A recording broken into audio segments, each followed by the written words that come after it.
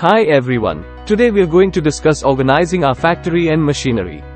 This will enable us to move products smoothly and work more efficiently.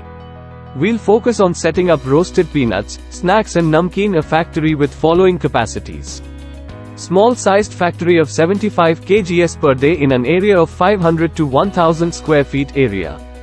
Medium-sized factory of 160 kgs per day in an area of 1000 to 1500 square feet area.